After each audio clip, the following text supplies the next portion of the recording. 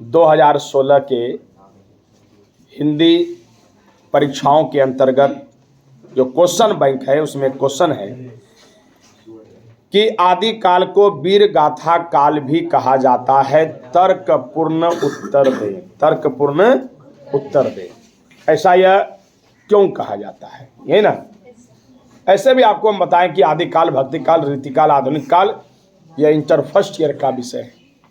First year में ही अभी हम पढ़ा रहे हैं, लेकिन फिर भी पढ़ लीजिए। वैसे तो अब 3-4 वर्षों से नहीं पूछ रहा है, लेकिन फिर भी आपको एक खाली पन्ना ना जाए, नॉलेज रहना चाहिए दिमाग में, तो समझिए। हिंदी साहित्य के काल विभाजन में रामचंद्र शुक्ल के द्वारा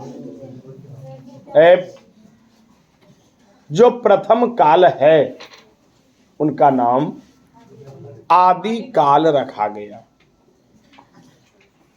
कुछ साहित्यकारों ने आदि काल को ही वीर गाथा काल की संज्ञा दिया है। यह वीर गाथा काल की संज्ञा इसलिए दिया है क्योंकि आदि काल का जो समय था 1000 कितना ईस्वी से 50 ईस्वी से 1375 ईस्वी के आसपास, उस समय भारत में राजनीतिक उथल पुथल जारी था। आपको याद ही होगा कि प्राचीन भारत की सत्ता मौर्य वंश, गुप्त वंश, हर्षवर्धन को समाप्त करने के बाद भारत में कोई शक्तिशाली राजा नहीं हुए, जिसके कारण 712 ईस्वी से अरब आक्रमणकारी जारी हो गया। मोहम्मद बिन कासिम, फिर गजनी, फिर गौरी, फिर यहाँ पर जो है दिल्ली सल्तनत, कुतुबुद्दीन ऐबक, इल्तुतमिश, रजिया सुल्तान, ये सारे लोगों ने राज किया। मतलब जो भारत के जो स्थानीय राजा थे उनको हराकर विदेशी सत्ता गद्दी पर बैठने का काम किया। ये वह काल है। तो अपने देश में एक विदेशी व्यक्ति आ रहा है और गद्दी सत्ता हथिया रहा है, यहाँ का लोग चुपचाप बैठेगा? अरे यहाँ का राजा चुपचाप बैठेगा कि हाँ आओ, आ बैल, ऐसा होगा? आ बैल मुझे मार, नहीं तो मुकाबला तो करेंगे। तो ये जो मुकाबला करने वाले लोग थे, ये जो मुकाबला करने वाले लोग थे तो कौन होंगे? यहाँ का जो राजा है वही ना। तो यहाँ के राजा विदेशियों से मुकाबला करते थे। एक संकट तो यह है कि यहाँ के राजा विदेशियों से मुकाबला करते हैं, और दूसरा संकट ये है कि स्थानीय राजा ही कि हम बड़े की हम बड़े, इस चक्कर में आपस में भी मार करते हैं। इस काल में राजा के दरबार में जो राजकीय कवि होते थे, ये कवि राजा जब चतुरंगिनी सेना को लेकर के रथ सजा करके राजा अपने हथियार लश्कर के साथ जब निकलते थे तो उनका बढ़ा चढ़ाकर वर्णन करते थे। यहाँ वीर योद्धा कैसे युद्ध में निकले और कैसे जा करके दुश्मनों के बीच युद्ध जीतने का काम किया। कटक कटीले केते काटी काटी मुंडन की माला को। मतलब जब वीर शिवाजी, छत्रपति शिवाजी जब निकले तो दुश्मन के सर काट काट के ढेर लगा दिया, और ऐसा लगा कि मां भद्रकाली को या शिव जी को इनका खून और मुंडन चढ़ावा चढ़ा करके उनको प्रसन्न करना चाहते हैं। इतने वीर शिवाजी घातक थे दुश्मनों के लिए। तो कहीं ना कहीं वीरता का बखान किया गया। चंद्रवरदाई ने पृथ्वीराज चौहान का, विसल देव रासो, हमीर देव रासो, पृथ्वीराज रासो, ऐसे सब किताब लिखे गए जिसमें रासो शब्द ज्यादा होते थे। तो सत्ता का विस्तार युद्ध आदि काल में दो ही बातों से लड़ा गया, जर और जोरू। जर और जोरू। जर मतलब हो गया जमीन और जोरू मतलब हो गया लड़की। कहा जाता है सत्ता के विस्तार के लिए, किसी सुंदरी की प्राप्ति के लिए आए दिन युद्धों का नगारा बजता रहता था। इस काल के अधिकांश कवि चार या भाग थे जो राज्यश्रेय रहकर अतिशयोक्तिपूर्ण रचनाओं के माध्यम से आश्रयदाता का यशगान करते थे। मतलब जो कवि थे वो आश्रयदाता, मतलब जिसके दरबार में वो रहते थे, वह जो है उनका गुणगान करते थे। जयसिंह के दरबार में जब तक कवि थे चाटभाग, तो पद्मावती वर्ल्ड की सबसे सुंदर स्त्री थी। अब सुंदर कितना है कहना मुश्किल है, लेकिन उसके दरबार में रहते हैं, रानी सुंदर है, उनके बारे में लिखना है तो डायरेक्ट इंद्र के परी से ही वर्णन कर देना। कितना शब्द मजबूत, कितना शब्द अनोखा लिखना है ताकि रानी सुने, राजा सुने तो रानी बोले ठीक है और 50 ठो सोना का सिक्का दे दे। इस चक्कर में अतिशयोक्ति, अतिशयोक्ति का अर्थ बता दिए ना, बढ़ा चढ़ा कर लिखना, वो लिखने का काम किए।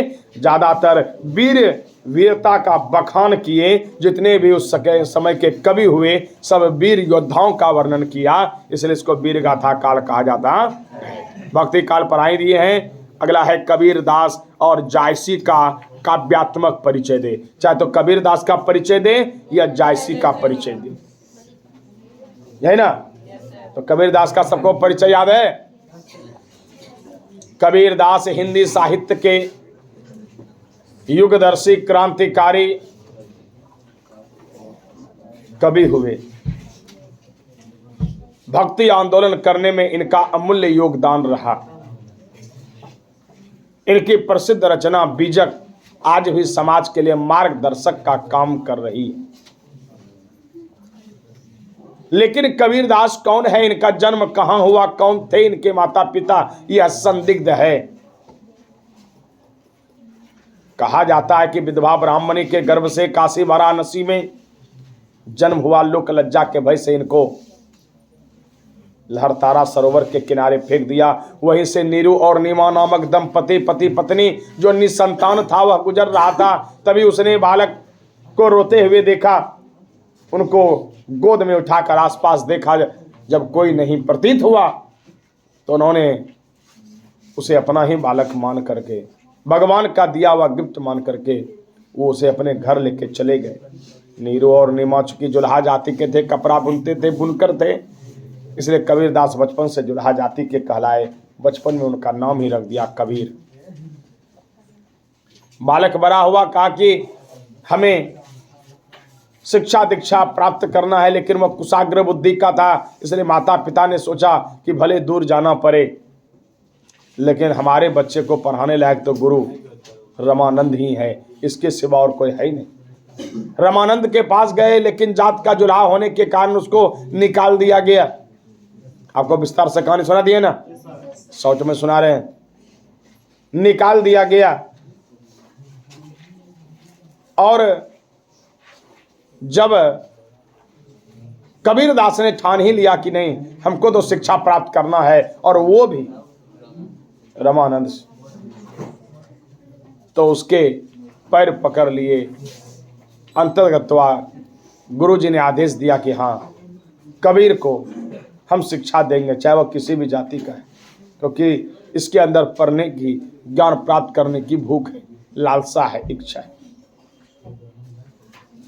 आपके अंदर यदि लालसा नहीं होती तो आप 4 बजे भोर में जग करके ट्रेन की प्रतीक्षा करके 5:45 बजे यहाँ ट्रेन से आकर के क्लास में नहीं बैठे। ये आपके अंदर प्रबल इच्छा है। इस एरिया में 5000 बच्चा है, हम 1000 बच्चा पढ़ाते, 4000 तो निर्गुण परंपरा के हैं, जो भोरे भोर लग गया है, आओ ग्राहक आओ, जागो ग्राहक जागो। तो कहने का मतलब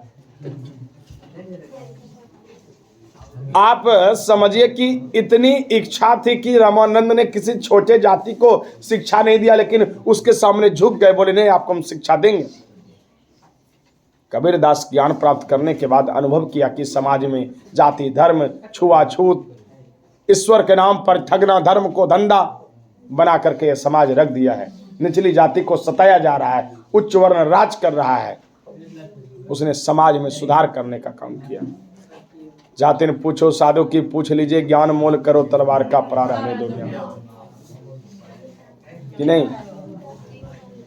निश्चित तौर पर जो है विरोधाभास समाज का जो गलत कामों का था, उन्होंने पुरजोर तरीके से किया। लोगों को भी समझाया कि पाहन पूजे हरि मिले तो मैं क्यों ना पूजू पहाड़, अतात यह चक्की भली जो पीस खाए संसार। हे मानव पत्थर पूजने में मत रहो, पत्थर को पूजो नहीं। लेकिन अब बुद्ध के हजारों मूर्तियां हैं देश में, लेकिन कोई उसको अगरबत्ती नहीं दिखाता है। जो बुद्ध के शिष्य हैं वो उसको अगरबत्ती दिखा के उसके प्रति उपासना नहीं करते हैं, बल्कि बोध गया में,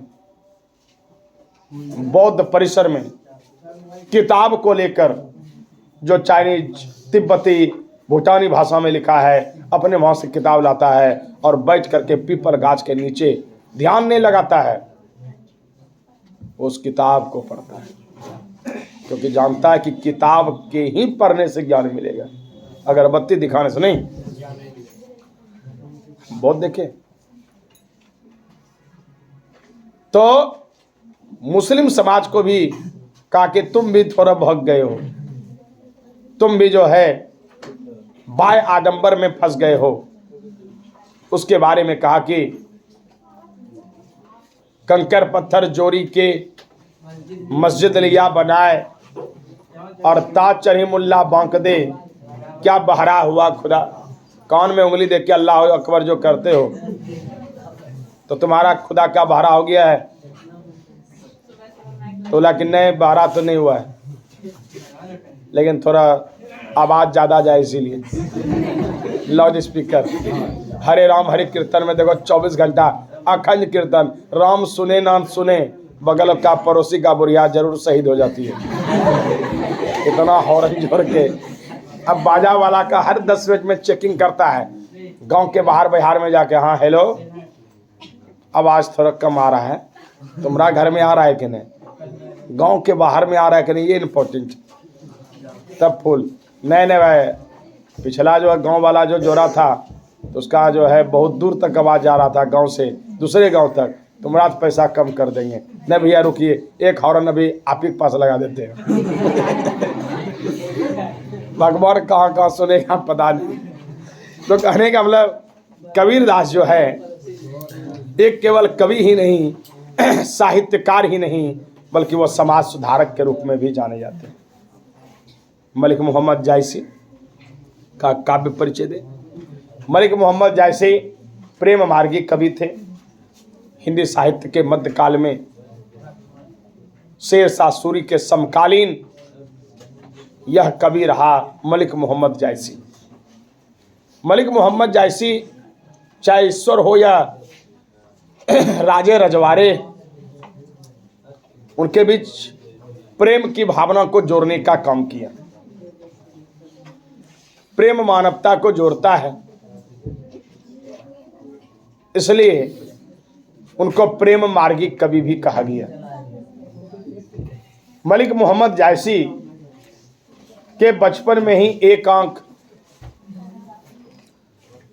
और कुछ शरीर के हिस्से चेचक से ग्रसित होने के कारण आंख और कान से वह वंचित हो गए थे।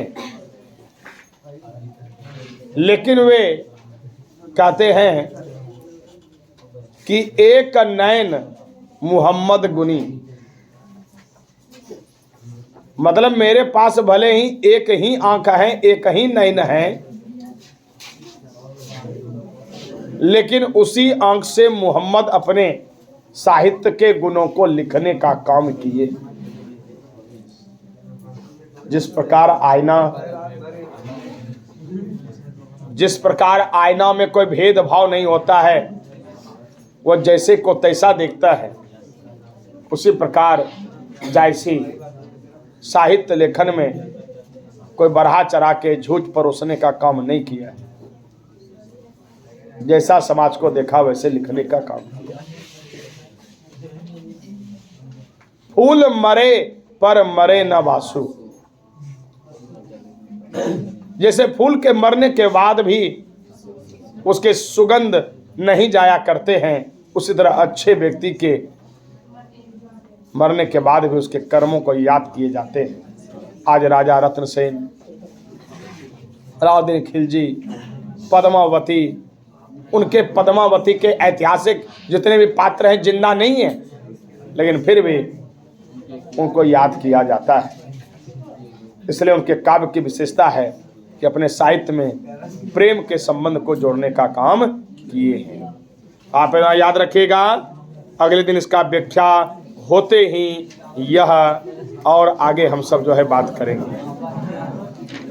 और बाकी जितने प्रश्न हैं उनको आप